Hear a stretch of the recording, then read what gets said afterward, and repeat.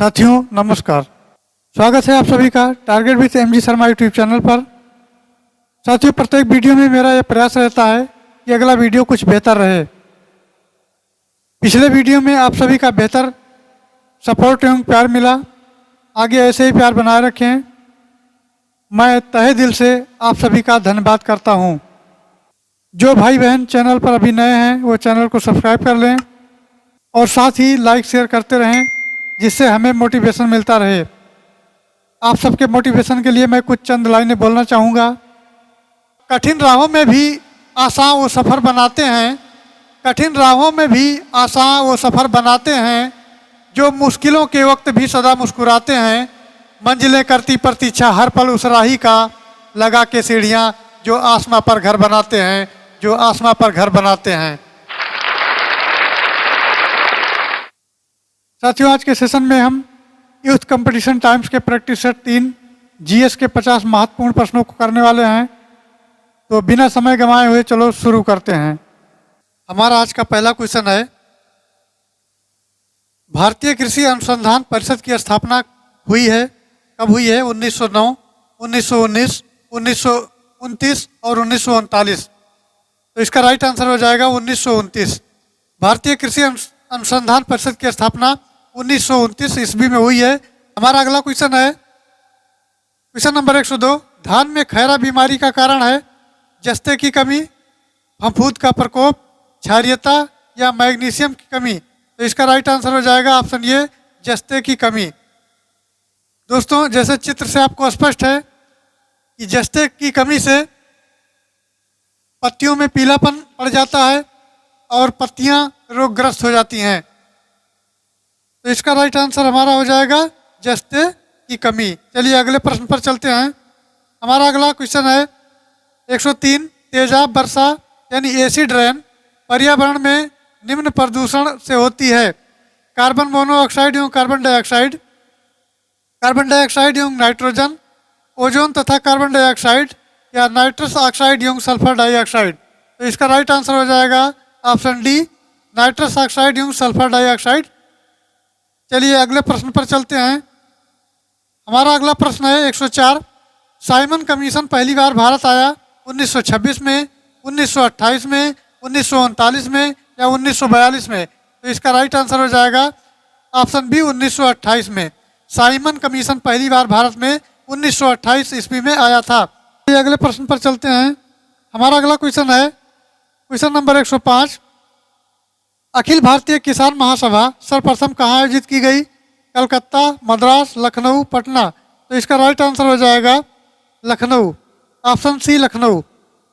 अखिल भारतीय किसान महासभा सर्वप्रथम लखनऊ में आयोजित की गई। चलिए अगले प्रश्न पर चलते हैं। हमारा अगला क्वेश्चन है 106, व्हिटले पुरस्कार किस क्षेत्र में दिया जाता है? शांति के क्षेत्र में, मानव अधिकार के क्षेत्र में, वन्य जीव संरक्षण के क्षेत्र में या पत्रकारिता के क्षेत्र में? तो इसका राइट आंसर हो जाएगा ये वन्य जीव संरक्षण के क्षेत्र में दिया जाता है। व्हिटले पुरस्कार वन्य जीव संरक्षण के क्षेत्र में दिया जाता है। चलिए अगले प्रश्न पर चलते हैं। हमारा अगला प्रश्न है 107, निम्नलिखित में से किसे मुगल सेना में चिकित्सक नियुक्त किया गया था? वर्नियर को, करेरी को, मनुची को या टैवर्नियर को? तो इसका राइट आंसर हो जाएगा ऑप्शन ये, बर्नियर को।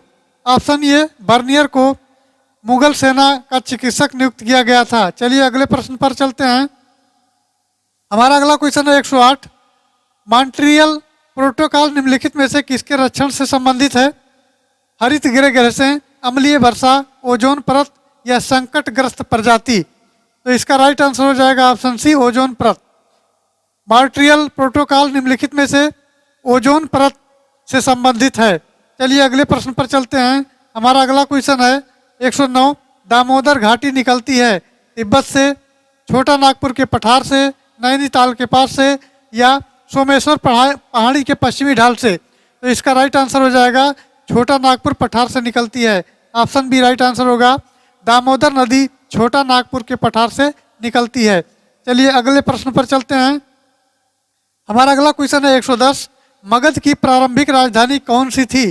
पाटलिपुत्र, वैशाली, राजगृह जिसको गिरिब्रज कहते हैं या चंपा? तो इसका राइट आंसर हो जाएगा Rajgriha, option C right answer होगा राजगृह यानी गिर ब्रज। मगध की प्रारंभिक राजधानी राजगृह थी। चलिए अगले प्रश्न पर चलते हैं। हमारा अगला क्वेश्चन है 111। कपास उद्योग जिन कच्चे मालों पर आश्रित होते हैं वे हैं भार ह्रास मूलक, भार वृद्धि, भार सम मूलक या उपरोक्त में से कोई नहीं। तो इसका राइट आंसर हो जाएगा ऑप्शन सी भार सम मूलक। कपास उद्योग कच्चे मालों पर आश्रित होते हैं यानी भार सम मूलक होते हैं। चलिए अगले प्रश्न पर चलते हैं। हमारा अगला क्वेश्चन है 112। निम्नलिखित में से कौन सा बाघ आरक्षित क्षेत्र 2 राज्यों में विस्तृत है? बांदीपुर, मानस, पेंच या सरिस्का। तो इसका राइट आंसर हो जाएगा ये ऑप्शन ये बांदीपुर।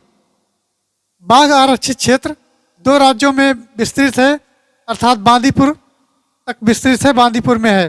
चलिए अगले प्रश्न पर चलते हैं। हमारा अगला क्वेश्चन है 113। ईश्वर केवल मनुष्य के सद्गुण को पहचानता है तथा उसकी जात नहीं पूछता। आगामी दुनिया में कोई जात नहीं होगी, यह सिद्धांत किस भक्ति संत का है? रामानंद, दादू, नानक या रामानुज का। तो इसका राइट आंसर हो जाएगा ऑप्शन सी नानक का है। ईश्वर केवल मनुष्य के सद्गुण को पहचानता है, उसकी जात नहीं पूछता, ये सिद्धांत नानक जी ने दिया था। चलिए अगले प्रश्न पर चलते हैं। हमारा अगला प्रश्न है 114। अधिकांश मौसम गतिविधियां जिन वायुमंडल परत में होती हैं वो हैं ओजोन मंडल, आयन मंडल, क्षोभ मंडल या बहिर्मंडल। तो इसका राइट आंसर हो जाएगा क्षोभ मंडल, ऑप्शन सी क्षोभ मंडल। क्षोभ मंडल के बारे में थोड़ा जान लेते हैं। ये चित्र से स्पष्ट है, इसमें सारे मंडल दिए गए हैं। इसमें जो जो घटनाएं जहां जहां पे होती हैं वो सारी चीज दिखाई गई हैं। एक बार चित्र का अवलोकन करें ध्यान से। चलिए अगले प्रश्न पर चलते हैं। क्वेश्चन है क्वेश्चन नंबर 115। विश्व की सबसे बड़ी ताजी पानी की झील है बिंडर मेयर, लाखनिक, लेक बैकाल या लेक सुपीरियर। तो इसका राइट आंसर होगा ऑप्शन डी लेक सुपीरियर। विश्व की सबसे बड़ी ताजा पानी की झील है lake superior, option D right answer होगा। चलिए अगले प्रश्न की तरफ बढ़ते हैं। हमारा अगला क्वेश्चन है 116। वर्तमान में भारत की जनसंख्या वृद्धि में निम्न में से किस दौर से गुजर रही है? स्थिर जनसंख्या, सतत वृद्धि, तीव्र उच्च विकास या निश्चित रूप से गिरने की प्रवृत्ति के साथ उच्च वृद्धि दर। तो इसका राइट आंसर हो जाएगा ऑप्शन डी निश्चित रूप से गिरने की प्रवृत्ति के साथ उच्च वृद्धि दर, ऑप्शन डी राइट आंसर होगा। चलिए अगले प्रश्न पर चलते हैं। हमारा अगला क्वेश्चन है 117। उत्तर प्रदेश के न्यूनतम और अधिकतम जनसंख्या घनत्व वाले जिले हैं क्रमशः वाराणसी, ललितपुर, ललितपुर गाजियाबाद, गाजियाबाद ललितपुर या सोनभद्र और गाजियाबाद। तो इसको क्रमानुसार पूछा गया है न्यूनतम और अधिकतम। तो न्यूनतम हमारा है ललितपुर और अधिकतम है Ghaziabad, option B right answer होगा। न्यूनतम हमारा है ललितपुर और अधिकतम है गाजियाबाद। चलिए अगले प्रश्न पर चलते हैं। हमारा अगला प्रश्न है 118। वर्तमान में उत्तर प्रदेश के अधिकतम और न्यूनतम साक्षरता दर वाले जिले हैं क्रमशः कानपुर नगर श्रावस्ती, गौतम बुद्ध नगर श्रावस्ती, औरैया बहराइच, गौतम बुद्ध नगर बहराइच। तो इसका राइट आंसर हो जाएगा गौतम बुद्ध नगर और श्रावस्ती। गौतम बुद्ध नगर सबसे अधिक है और श्रावस्ती सबसे निम्न है।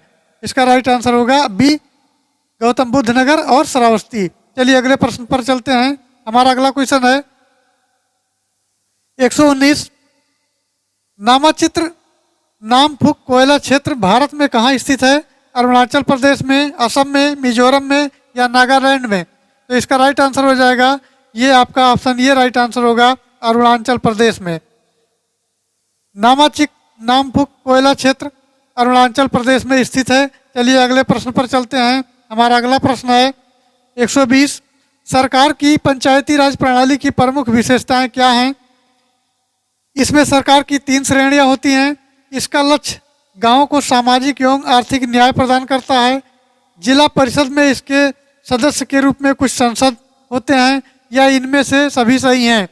तो इसका राइट आंसर हो जाएगा इनमें से सभी सही हैं, क्योंकि इसमें सरकार की 3 श्रेणियां होती हैं। इसका लक्ष्य गांव के सामाजिक और आर्थिक न्याय प्रदान करना ये भी होता है। जिला परिषद में इसके सदस्य के रूप में कुछ सांसद भी होते हैं। तो इसमें सभी राइट आंसर होगा, ऑप्शन डी राइट आंसर होगा। चलिए अगले प्रश्न की तरफ बढ़ते हैं। हमारा अगला प्रश्न 121 पंचायती राज विषय है। समवर्ती सूची पर या केंद्र की सूची पर या राज्य की सूची पर या शेषाधिकारों की सूची पर? तो इसका राइट आंसर हो जाएगा ये राज्य की सूची पर है। ऑप्शन सी राइट आंसर होगा। पंचायती राज विषय राज्य की सूची पर है। चलिए अगले प्रश्न पर चलते हैं। हमारा अगला प्रश्न 122 भारत के संविधान में मौलिक कर्तव्य किस संविधान संशोधन के द्वारा जोड़ा गया है? 32वें संविधान संशोधन के द्वारा या 42वें संविधान संशोधन के द्वारा या 15वें संविधान संशोधन के द्वारा अथवा 46वें संविधान संशोधन के द्वारा? तो इसका राइट आंसर हो जाएगा ऑप्शन बी 42वें संविधान संशोधन के द्वारा ये जोड़ा गया है। ऑप्शन बी राइट आंसर हो जाएगा। चलिए अगले प्रश्न पर चलते हैं।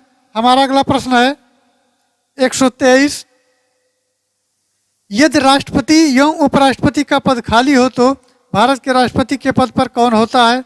प्रधानमंत्री, भारत का मुख्य न्यायाधीश, लोकसभा अध्यक्ष या इनमें से कोई नहीं? तो इसका राइट आंसर हो जाएगा भारत के मुख्य न्यायाधीश। भारत का मुख्य न्यायाधीश। यदि राष्ट्रपति और उपराष्ट्रपति दोनों के पद खाली हों तो राष्ट्रपति के पद पर कौन होता है? भारत का मुख्य न्यायाधीश होता है। चलिए अगले प्रश्न पर चलते हैं। हमारा अगला प्रश्न है 124 इंद्रधनुषीय क्रांति का संबंध है हरित क्रांति से, श्वेत क्रांति से, नीली क्रांति से या उपरोक्त सभी से? तो इसका राइट आंसर हो जाएगा 124 का राइट आंसर हो जाएगा उपरोक्त सभी से। इंद्रधनुषीय क्रांति का संबंध हरित क्रांति से भी है, श्वेत क्रांति से भी है और नीली क्रांति से भी है, अर्थात इसका राइट आंसर होगा डी सभी से हो जाएगा। चलिए अगले प्रश्न पर चलते हैं।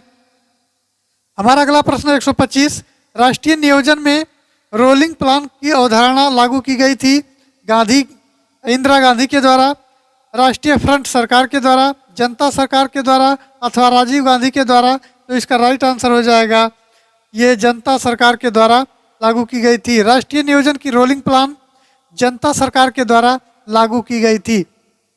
चलिए अगले प्रश्न की तरफ बढ़ते हैं। हमारा अगला प्रश्न है 126 त्रिआयाम से लेजर किरण की सहायता से छायाचित्र बनाने की विधि का नाम है होलोग्राफी, जीरोग्राफी, वीडियोग्राफी या ऑडियोग्राफी? तो इसका राइट आंसर हो जाएगा होलोग्राफी। ऑप्शन ये राइट आंसर होगा होलोग्राफी।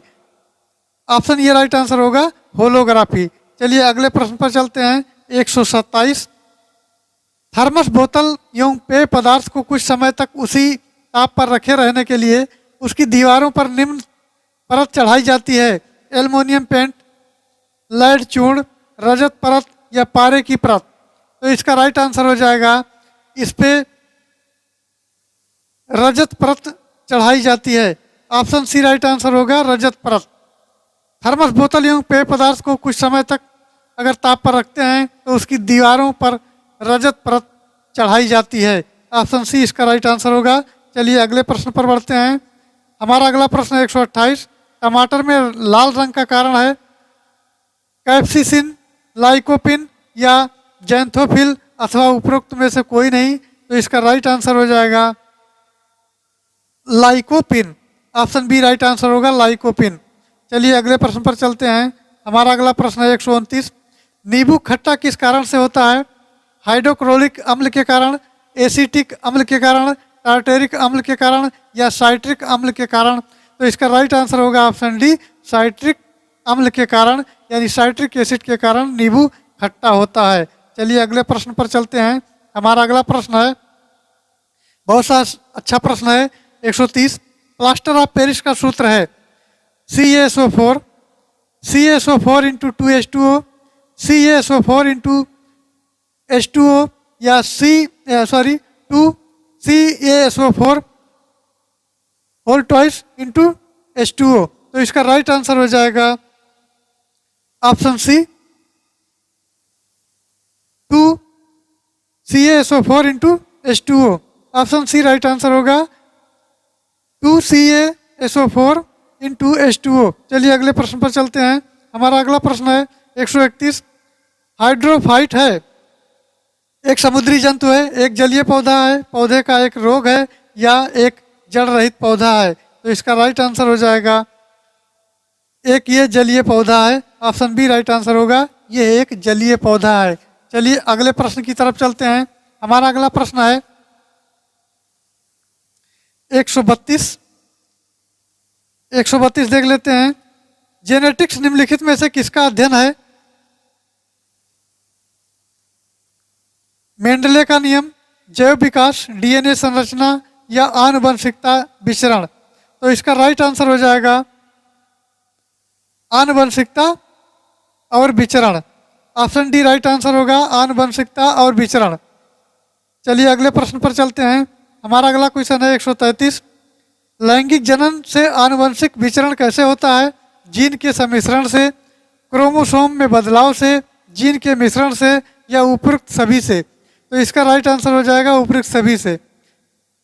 जीन का मिश्रण भी होता है, क्रोमोसोम में बदलाव से भी होता है, जीन के मिश्रण से भी होता है, अर्थात इसका राइट आंसर होगा ऑप्शन डी, उपरोक्त सभी से। चलिए अगले प्रश्न की तरफ बढ़ते हैं। हमारा अगला प्रश्न है 134। धान के खेत में निकलने वाली गैस है, इथेन है, मीथेन है, या नाइट्रोजन है। तो इसका राइट आंसर हो जाएगा इसमें सभी, अर्थात डी राइट आंसर होगा, इसमें सभी गैसें निकलती हैं। इथेन भी निकलता है, मीथेन भी निकलता है, नाइट्रोजन भी निकलता है, अर्थात उपरोक्त सभी राइट आंसर हो जाएगा। चलिए अगले प्रश्न पर चलते हैं। हमारा अगला प्रश्न है 135।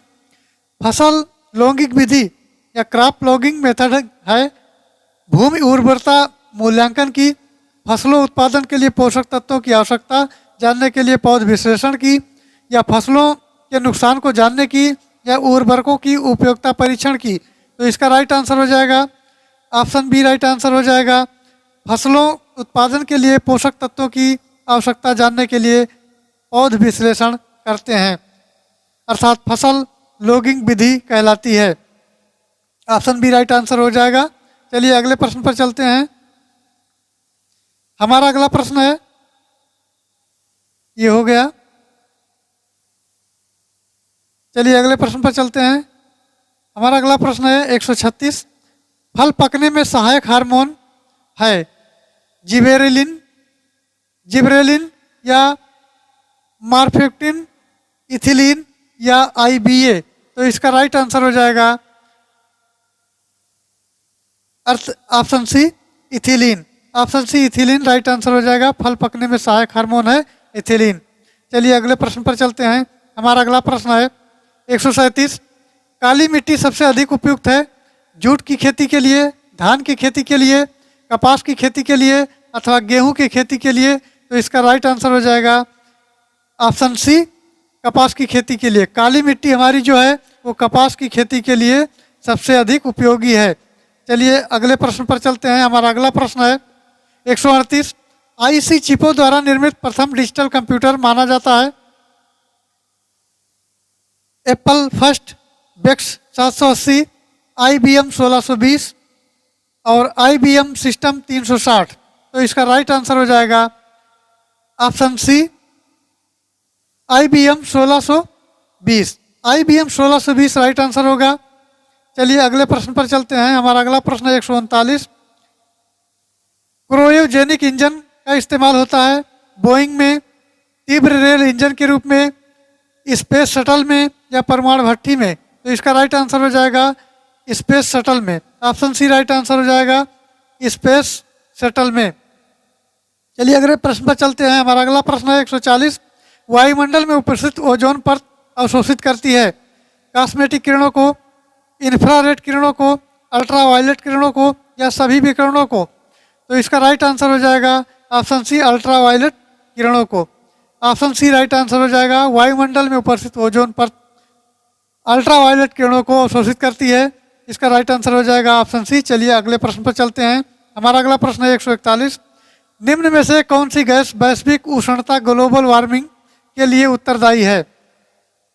केवल ऑक्सीजन, ऑक्सीजन और कार्बन डाइऑक्साइड, कार्बन डाइऑक्साइड और मीथेन, या केवल मीथेन। तो इसका राइट आंसर हो जाएगा ऑप्शन सी कार्बन डाइऑक्साइड और मीथेन। कार्बन डाइऑक्साइड और मीथेन ग्लोबल वार्मिंग के लिए उत्तरदायी है। चलिए अगले प्रश्न पर चलते हैं। हमारा अगला प्रश्न है 142। ये प्रश्न थोड़ा बड़ा है, देख लेते हैं। 142 उत्तर प्रदेश शासन ने एग्रो पार्क स्थापित किए हैं हापुड़ में, लखनऊ में, सहारनपुर में या वाराणसी में। नीचे दिए गए कूट का सही उत्तर चुनना है, कूट मिलाना है, अर्थात इसका राइट आंसर हो जाएगा हमारा ये हापुड़ में, लखनऊ में, सहारनपुर और वाराणसी सभी में है, तो इसका राइट आंसर हो जाएगा ऑप्शन डी 1, 2, 3 और 4। अर्थात उत्तर प्रदेश शासन द्वारा ये चारों स्थानों पर एग्रो पार्क स्थापित किया गया है, हापुड़, लखनऊ, सहारनपुर, वाराणसी सभी जगहों पे। चलिए अगले प्रश्न पर चलते हैं। हमारा अगला प्रश्न है 143। भारत ने अपना पहला परमाणु परीक्षण कब किया था? 15 मई 1964 को, 18 मई 1974 को, 11 मई 1989 को या 13 मई 1998 को। तो इसका राइट आंसर हो जाएगा 18 मई 1974 को। ऑप्शन बी राइट आंसर होगा 18 मई 1974। चलिए अगले प्रश्न पर चलते हैं। हमारा अगला प्रश्न है 144। वर्ष 2060 तक शून्य ग्रीन हाउस गैस उत्सर्जन का स्तर प्राप्त करने की घोषणा किस देश ने किया है? भूटान ने, भारत ने, सऊदी अरब ने या संयुक्त राज्य अमीरात ने। तो इसका राइट आंसर हो जाएगा सऊदी अरब ने किया है। ऑप्शन सी राइट आंसर हो जाएगा सऊदी अरब। ऑप्शन सी राइट आंसर हो जाएगा सऊदी अरब।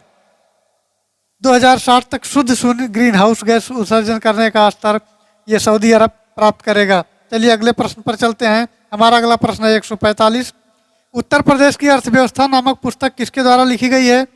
अरविंद नारायण, अतुल चंद या राजुल भार्गव और उपयुक्त में से कोई नहीं।